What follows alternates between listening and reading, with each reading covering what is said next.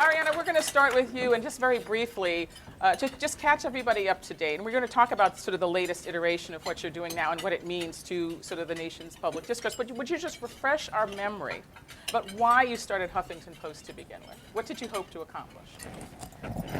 Well, first of all, I just want to say, as I look around this room, there are so many friends, so many people who are doing extraordinary work. That I'm really sorry I won't be able to stay till the end. Other things have been delayed because we have an editorial meeting of the Huffington Post and AOL editors for the first time getting together that I need to be able to be there to start. So when we launched the Huffington Post in May 2005, the main reason, the main motivation was to be able to bring together the most interesting voices, both established voices and new voices, around all the issues of our time. The first person I invited to blog was Arthur Schlesinger, just to give you an idea. And I remember calling him up and asking him to blog, and Arthur saying to me, "What's a blog?" And I started explaining, and he said to me, "Let me take you to lunch, and you can tell me about it." So he took me to lunch at the Century Club, where he and I were the youngest people present, and he's now dead, and I'm now spring chicken. And then we were at the Century Club with me explaining blogging to him, and he basically said to me, "You know, I barely have a computer." I said, "Don't worry, you can fax me your blogs." And I remember there were some purists who said, if it's not done in MT, in movable type, it's not a blog. And my point was, it doesn't matter. People could dictate it to us. People could fax it to us, as long as it was their thoughts. And the idea was to get a lot of busy people who may have been too busy to sit down and do an op-ed for the New York Times and deal with all that editorial process, to be able to have something in real time into the bloodstream of the national conversation. We started with 500 bloggers. We now have 9,000 with their own password, plus, of course, hundreds of submissions every day. So that was one part. The second part was 24/7 news, which gradually developed into a live blog. So when you have, say, Egypt, the uprising in Egypt, we constantly refresh. It's not like you refresh every 20 minutes. You refresh every second. You have like feeds from everywhere. The Al Jazeera feed got most views at the Huffington Post, especially since it wasn't available in many other ways. And so that's really the news part. And the third part is engagement. A very, very engaged community. Last month we had 4 million comments, for example. And the way we got there was by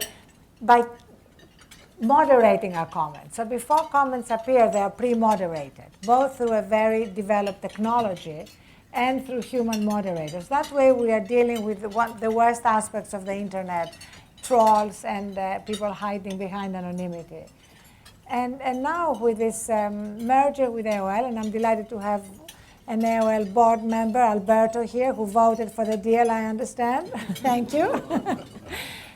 We are delighted to be able to have 250 million people around the world, so that as we are bringing all the AOL content under a new entity called the Huffington Post Media Group, we'll be able to have really clear voices, a clear editorial identity, and a fire hose of traffic to be able to reach even more people. What do you think that you've added to the nation's discourse? I feel that what we added is, first of all, the opportunity for people to be able to enter the conversation at any point and then be able to get back to their work.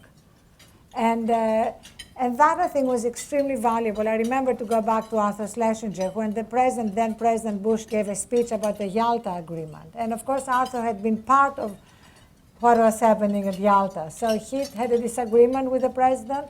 He faxed it to me. Within 15 minutes, it was up on the site. It became part of the conversation. Right now, as we've added more and more original reporting, and I'm looking at some of the great work that ProPublica is doing, for example, around that, we are seeing how online we can demonstrate that you can have investigative reporting, often supported by great institutions like the Knight Foundation, but that just because newspapers were in trouble, it didn't mean that investigative reporting would be in trouble. Investigative reporting is so important. What about the school board? Well, that's actually one of the most exciting things for me about the deal with AOL, which is going local and hyperlocal. AOL at the moment has 900 towns. We call them patch.com, and with professional journalists in each town, basically reinventing a digital newspaper, covering the news of each town, and also engaging people in community solutions. As we're seeing, more and more mistrust around national institutions, politics, media, business, we're seeing people more and more engaged in local solutions. That's where people can find empowerment. That's where they can actually see real results. And the DNA of patch.com is very much around giving back to the community. For example, every Patch employee is given 5 days a year paid time to volunteer. They are all encouraged to get involved in real community solutions and to put the spotlight on community solutions. I mean, that was one of the great things about the Jon Stewart rally, when he challenged the media to actually put the spotlight not just on what is not working, which we constantly do, but on what is working as a way to scale up the good things. Arriana's got about 7 minutes. Do I have that right? So does anyone have a question? I'll go there next. Nobody wants to ask the first question. I already asked the first question. So you ask the second or the third. You will go next. All right, Arriana, you just said a magic word to me, which is paid days off. That implies that there are paid days on. And now, here's the dirty little secret of old media. It's called interns. Okay? Interns, and we all know that interns doing a lot of free labor. Okay? And is that the direction that we're going into? People who can actually afford, and frankly, let's be honest, who can afford to work for free? Somebody whose parents are subsidizing them, people whose spouses are subsidizing them in some sort of way. Is that the business model? Free labor by people who are being subsidized by somebody else. Is that the pillar of our new journalism? Oh, not at all. I mean, for example, Patch.com has 1,200 people on payroll. The Huffington Post, 210 people, editors, reporters, engineers. Bloggers is another story because they don't have any deadlines, there are no expectations. If they want to write, they write. If they don't want to write, they don't write. It's basically providing them with a platform if they want more exposure for their ideas, the way people go on TV or come on NPR to talk about their books or their ideas. But otherwise, I don't think so. I think that, in fact, at the same time that we saw a shrinking of newspapers, we are seeing an explosion of good paid journalism online. And what about international coverage? And then, sir, I will get to you. International. Go ahead. I mean, what I would say as Anthony Romero. What I would say as a user of the Huffington Post is, and I've been at the ACLU now 10 years, so I was there starting out just a week before 9/11. And so I remember communications and media pre-HP, Huffington Post, and post-HP. And I remember when you burst on the scene. And I remember, because I had met Arriana and I had respected much of the work that all the work she had done and much of her perspectives in asking the tough questions of the last administration. And we were reluctant participants initially. She wants you to be a guest blogger. I'm like, oh, okay. One more thing. I can't turn her down. That's Arriana. Yes, I'll be a guest blogger. And then my media office would come in. I'm like, you haven't posted anything on the Huffington Post recently. I'm like, oh, okay, I'll post something. And then things really heated up. Right? In the middle of the Bush years, when I was in Guantanamo, and I was one of 4 observers in this military base, and a young kid in my office came in and gave me a flip phone video camera and said, take a video of whatever you want and send it to me by email. And so I'm wandering around Guantanamo, filming the subway, filming Starbucks, filming the outside of Camp Justice. And I'm starting to write up my own personal thoughts in a narrative that would never be accepted by the New York Times. We went to the Post. And it was such for me as a user, that's when I got religion, because it was a way for me to tell a story that was not going to be filtered by a communications team or an editorial board. And to get visual images and the written images up there in a way that you don't have to worry about having everything so perfectly polished and positioned and messaged. How about How about true? We're going to talk about true. I and think- what's true on the internet in a minute. What I wrote was all true. I know, I'm sure. it was. This gentleman, now you know who we are. May we know who you are? My name is Jeff. If you stand up, Can you hear me? we'll Yeah. hear you, and I'll translate if we can. Jeff Stanger, Center for Digital Information. We heard earlier how from John Maeda about how coders, developers are becoming the new writers. I'm glad you brought up ProPublica, who's been very innovative in their form of content. Sir Tim Berners-Lee talked about the importance of data. Do you, Ariana, see the form of content evolving beyond just text, and where do you see that going? I actually think that good writing and good editing are at a premium. They are more needed than ever, and I think in greater demand than ever. In fact, if there is one thing that we're in desperate need for is good storytelling. We are swimming in data, and data are incredibly important, but we need to be able to capture people's imagination, and we're not going to be able to do that with data alone. I remember a pivotal moment in my life was when I was studying at Cambridge, and I was studying history, and I learned about Benjamin Disraeli, who before he ran for Prime Minister of England, felt that he had to write a novel to capture the imagination of the English people about the fact that England was becoming two nations, as he put it, divided by indifference. So he wrote Sybil, which was a novel. The equivalent now is storytelling. At the Huffington Post, we have multiple reporters whose only job is to put flesh and blood on the data, as we call it. Arthur Delaney, for example, is telling stories about the unemployed. And he's become like a real character among the unemployed now. The 99ers send Arthur their stories. They feel that he's there to listen to their stories. And I remember when we had an interview with Nancy Pelosi, and our whole Washington team was there interviewing her. And Arthur said, well, so what do I tell my people? He said, he considers the unemployed his people because he's telling their stories. And I think that is something that we don't have enough of. So when we discuss the fact that there's, say, 26 million people unemployed or underemployed, that doesn't mean anything until we hear the stories of middle-class people losing their jobs, college kids graduating and not being able to get jobs. I feel if we in journalism were doing a better job about telling these stories, we would not have such a paralysis in Washington around joblessness. We would have captured the imagination of the people and of the policymakers, and we have not succeeded at that. Ariana, we appreciate you. We know you have another meeting to get to. We promised that you'd be out at 2 o'clock. It's 2 o'clock. I'm Thank so you for sorry. coming. Thank Come you. back and see us. I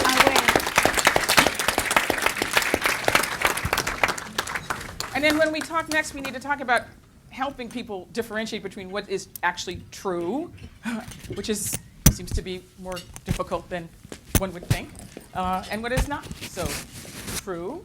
Gentlemen, thank you so much for staying with us. Our pleasure. Okay. Spike Lee, I wanted to talk about, because you do a number of things. One of the things, you were asking earlier, why am I here? And one of the reasons you're here is that you figured out how to do something that a lot of people haven't figured out how to do. You know, the arts is the business of no, just like journalism is the business of no. And you figured out how to turn other people's no into your yes, and to figure out how to make the content that you want to make and get it out to people in the way that you want to get it out to. So I wanted to ask, well, first, a couple things I wanted to ask you about. In 2007, you gave cash prizes to 7 internet filmmakers. And you told the Associated Press at the time, if people want what's standard, they're going to watch television. And you said that What'd I say? that's what you said. That's what they say you said. I hope you said that because that sounds really good. Can you repeat it? Yeah, if people want what's standard, they're going to watch television. You said that people are tired of having stuff chosen. They want to make up their own program. They want to be introduced to new things, new ideas, new thoughts, new stories, new talent, new people. You remember that? No. No, you didn't remember that? Your people? Mayor said that? All right. But go ahead. 2 years later, It's really well is that said. project bearing fruit? Do you feel that we're seeing the fruit of cheaper, other ways of making film? Are we seeing the fruit of that? Well, we're seeing it somewhat. I mean, the means and ways is more available. My generation of filmmaking, the only reason why I went to film school is because we wanted access to the equipment. And you could not get the equipment. a degree in filmmaking, a Master of Fine Arts, or undergraduate degree in filmmaking is useless. It's totally useless. You have to come out to get a job. No one's going to give you a job because you have a degree. They want to see that you've done a film, or you shot a film, you edited a film, or you've written a film. But today, with digital technology, people shooting films from their phones, from the flips. I mean, what do you call it? The flip, I don't know, flip phone. What's the name? Flip camera. Flip camera. Yeah. They're editing on their laptops.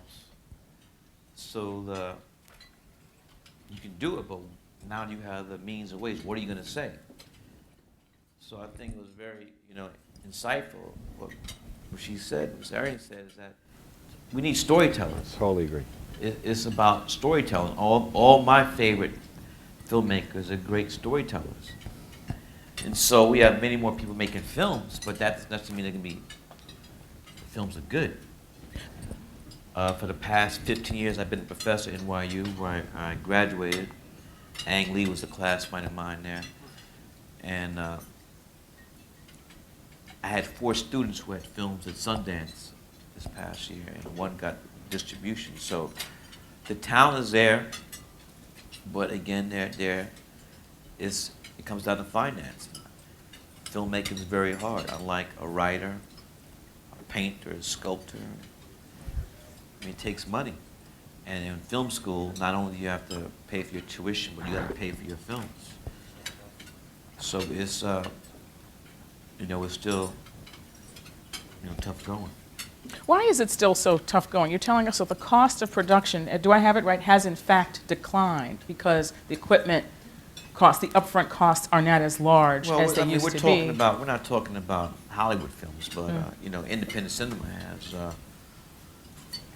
has gone down because the technology. The technology has brought a democracy to filmmaking, and really anybody has the means. You have a phone, you could do something with that. I mean, it's not going to be feature-length film, but people have putting their stuff on YouTube and got jobs doing music videos, doing commercials from that, because people watch YouTube to look for new talent. Well, Mr. Romero, I haven't forgotten about you, but I'm going to ask you, what are you excited about and what worries you? Well, there was a recent article, many of you read the Sunday Times. It's on the front page of the Arts and Leisure section this past Sunday. It was called The Whiteness of Hollywood. And it was about, written by A.O. Scott. I always can't pronounce the lady's name. Monagos, what's her name? What? What's her name? Lola Dark. Yeah, her. And it was about how this year there's not one African American nominated for the Oscars this year, but it really gotten deeper. Like, in order to get a nomination, you gotta be in a role, you gotta be in the film, and like it went back to like a couple years ago when Denzel won, Right. Halle won, and then Sidney Poitier won a Lifetime Achievement, and people like saying, "Oh, thank God, We broke through. we've come to a thank you, Jesus, hallelujah." But I knew right away I was not drinking that Kool-Aid, that this thing just happened. And they were trying to make it like this is we've turned the corner. And I think about this Who song, Won't Get Fooled Again. The lyrics go, meet the new boss, same as the old boss, and it's the same old. Anthony Romero, what are you excited about and what are you worried about? What I was worried about this morning was this panel, because I thought, okay, what am I doing up there with the real rock stars? and the charisma quotient is something that's remarkable, and we're kind of, one of these things is not like the other. It's just I'm a bureaucrat. I run a corporation for justice. Very important.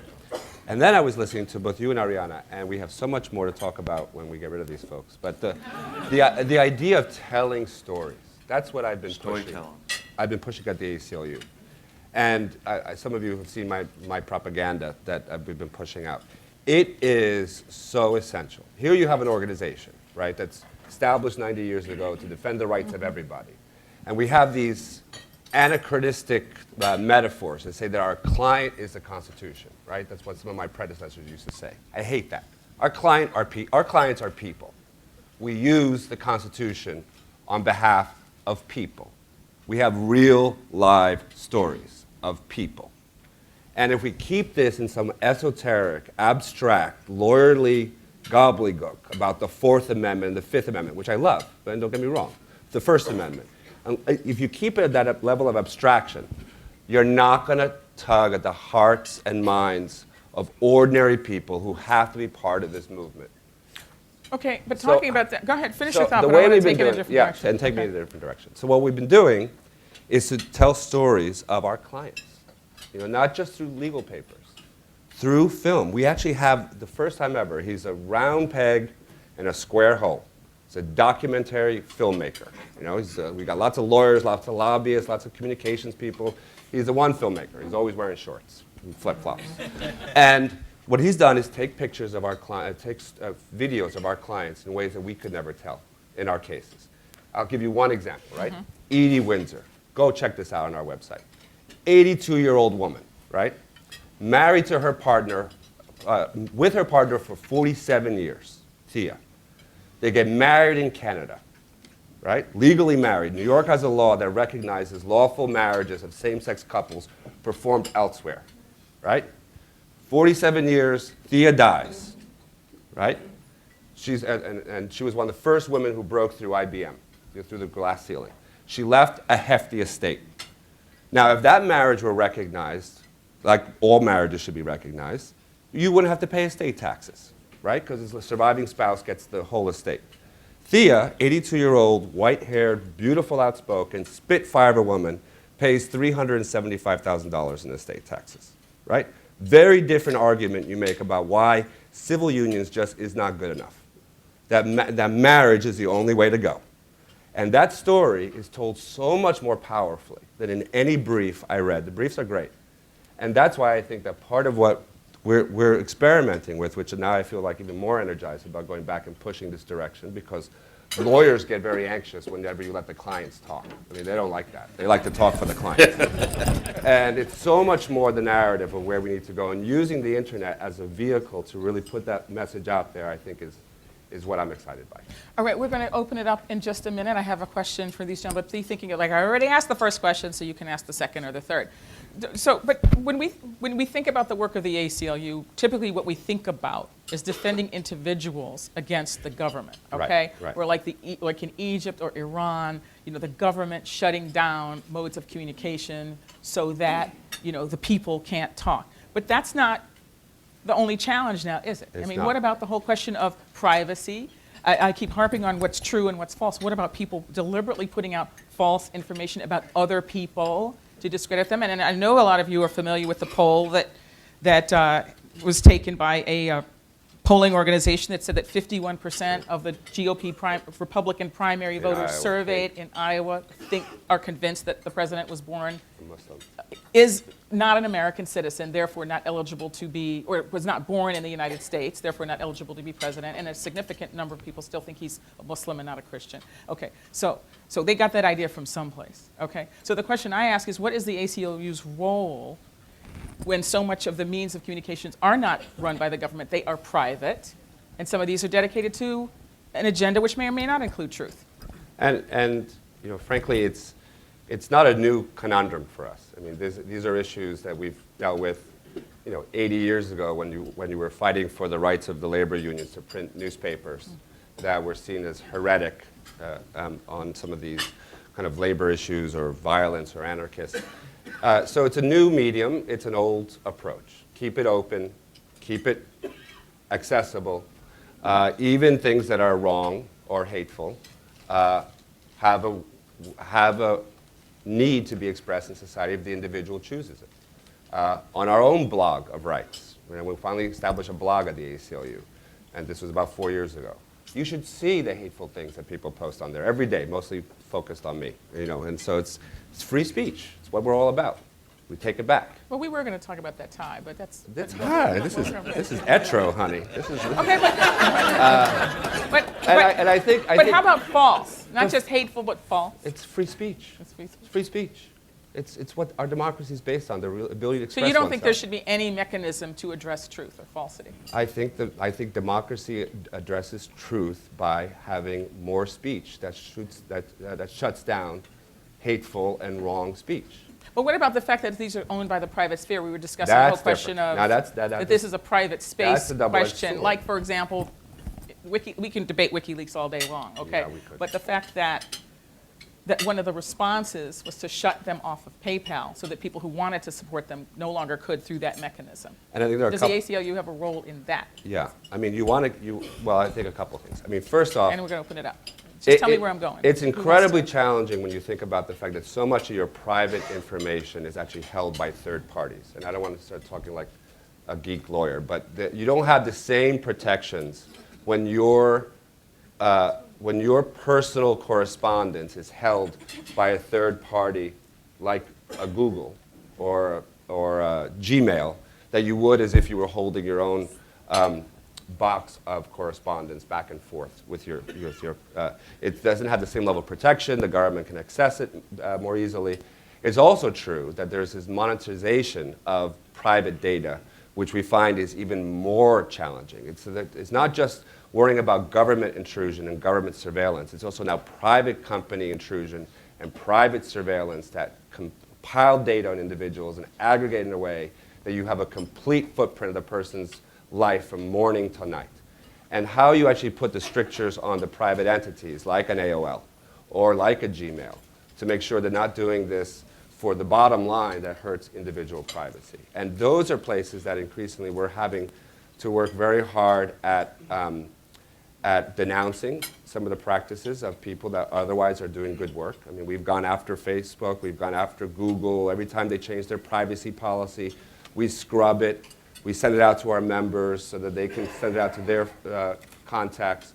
Because you want to have the public response to what is their own private information. The last thing I'll say about this, this is a treasure trove for bringing back to life concerns for Fourth Amendment rights, unreasonable searches or seizures or due process, right? Most people don't worry about the Fourth Amendment or the Fifth Amendment because the Fourth Amendment, I'm not doing anything wrong. I'm not going to be subject of an unreasonable search or seizure. I've done nothing wrong. I got nothing to hide. The internet is everyone's, right? Everyone's somehow connected to the internet. And so the ability to revivify rights that are only usually seen or talked about in context where of criminals or the accused or suspects, but now you can talk about those same principles in a context that really does have meaning for everybody who's online. And that's one of the challenges we're trying to do and roll out and making these principles apply. Young kids, you talk to them about, I mean, at some of the schools I speak at, the first thing they ask me, what right do I have not to show my mother my email? Well, how old are you, kid? If you're 18, you don't have to. You're under 18, the parent is different. How about my school They got no officials? rights. I got a 16. We That's have a what's 16 to 13-year-old. They got no rights. But school, That's what's up. We see but everything. school officials, now you got rights. I'm not talking about school. I'm talking about Skype. So all of a And sudden you've got email. these young kids really concerned about the ACLU because the sexting case, right? These crazy kids are posting naked pictures of themselves on the web, on their private time. And the schools are kicking them out, right? Wrong. It's illegal, not proper. Private free speech, it might not be great, judgment to put a naked picture of yourself on school, but the school officials can't sanction you, You for can't something kick. you You do. can't kick someone out for that. No. Why No, you not? can't. How Or how about What about going back and forth between a teacher? that's different. You have an adult. Oh, That's what we have to get into it. How about when they pull over black or brown kids for suspicion? The whole school to prison pipeline where we run these schools as if they're mini prisons, and then they start grabbing the cell phones of the guys for whom they don't have real suspicion, and they begin to go down through their text messages and their emails to see whether or not they've been involved in drugs. Not allowed. Not allowed. And so that's one of the things that I actually find is very exciting about this work because it's a way to bring a whole new generation of people to care about long-standing principles and the Fourth and Fifth Amendment in ways that they had never thought about it. Let's open it up. Who wants to participate in our conversation? Hello. Paul. We know who, you know who we are. May we know who you are? Sure, I'm Paul Steiger. I work at ProPublica. And my old boss. Hi, boss. Yes, hi, nice to see you.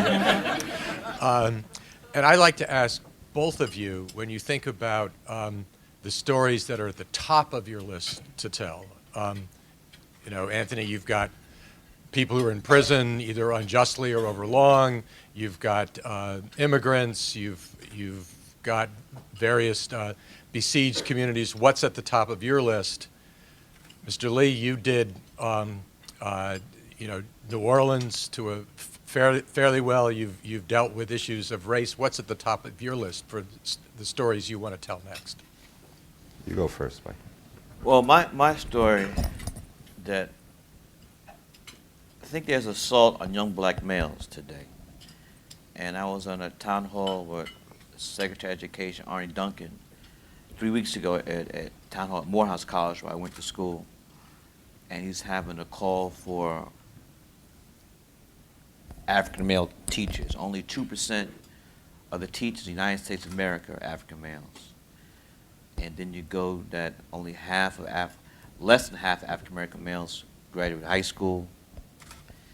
There are more African American males in prison, in jails, than enrolled in colleges and universities. Then 3 out of 4 out of every African American family in this country is headed by a single mom. And all those numbers are, you know, connected. So, you know, education, and specifically for, you know, these young black men that just really don't see any options. Be a rapper, play ball, and you have a better chance of hitting the lottery than doing that. And then the other one's just, you know, on the corner, you know, slinging drugs. So that's my. There's a lot of stories right there. Yeah, I would agree with Spike that would be the place where I would place the top of the narrative, is just dealing with especially some of the continued And you injustice. can make that, so you could include Hispanic, you know, brown, Yeah, that yeah. too. But do you know what I would disagree with you? And I have a little bit of an issue. The family, though, the family's The right. family. It's Right. not just African American males. Because African American females, from what I understand, are not having a walk in the park either. And I think part of what we have to be able to deal with is also the gender relations that kind of codify. But it's not, they don't have a walk in the park, but if you go to colleges and universities, the numbers between African American women and African American men are astronomical. I don't disagree, but I think also one of the fastest growing prison populations are minority women, right? And so we don't focus on the women's jails. Okay. So all I'm saying is that it's just impossible to talk about you know, just a gender of a community. I think you have to look at it more expansively that way. I'm not saying there are going to be different strategies for different parts of the community, but I just think it's a place to focus. For me, it's prisons, frankly. That's if I could drag a camera into every prison or jail that I visit, I would be a happy camper. I was just telling Spike before, the LA County men's jail.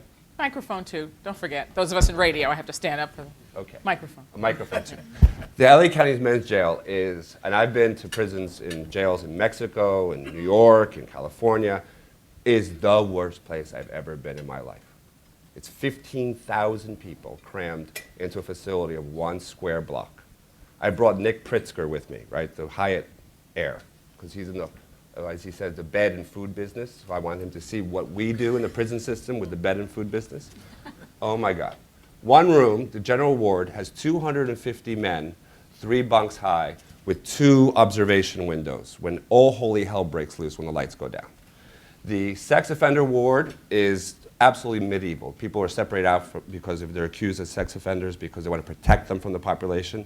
That protection is torture, the worst conditions. Bologna sandwiches every day, only bologna sandwiches. 6 guys crammed into a cell that's the size of this little platform.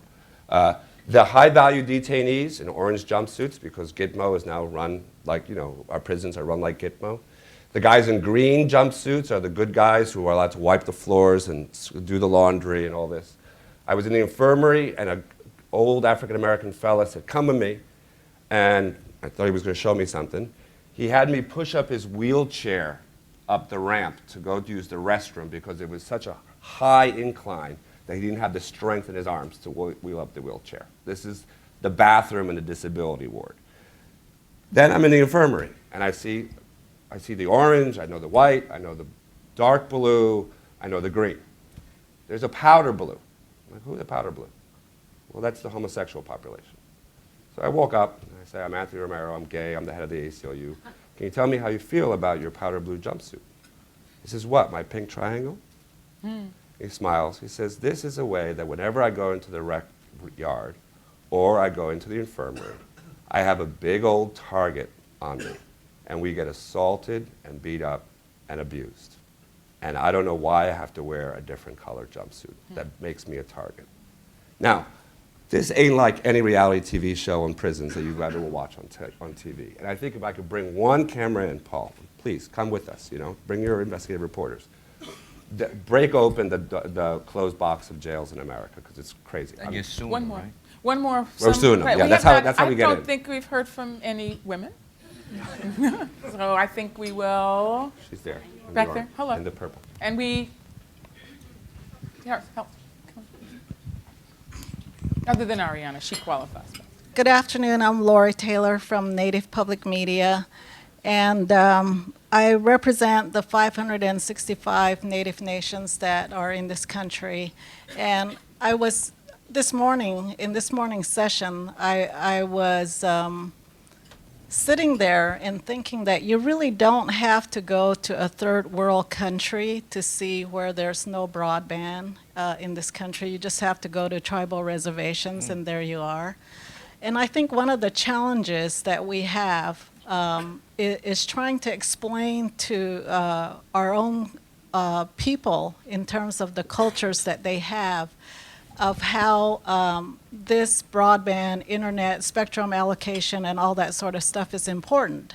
So my question is, if you're working with cultures that have not been accustomed to new technology, or even to the broadband highway, how would you tell that story, or how would you help to explain that to individuals that may not understand what net neutrality is all about, or even about spectrum, the airwaves that are finite?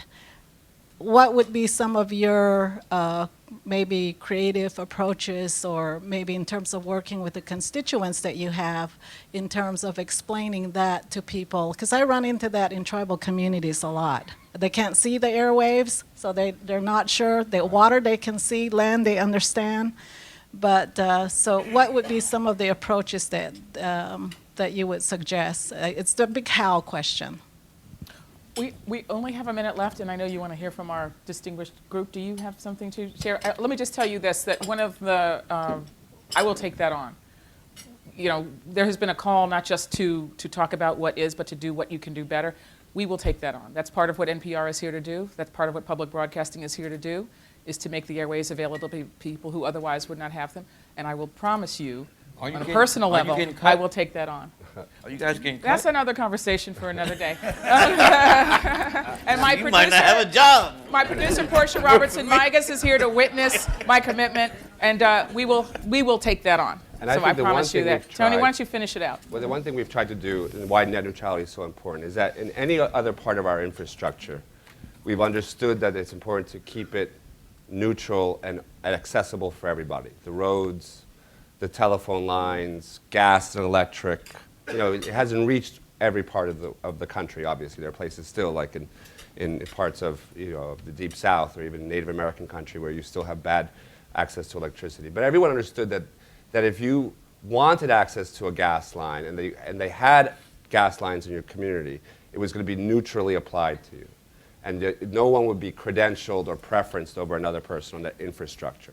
And I think that's what we have to remind people about the net. It's got to be equally seen as a part of our community and democracy's infrastructure that's got to be accessible to all people on the same terms, without giving preferences or monopolies to certain companies, just like when we understood the highways and the roads and the telephone lines. I don't know, and that's a way to start. Time is the one thing they're not making any more of. I want to thank you all. This has been an exciting morning. Spike Lee, Anthony Romero.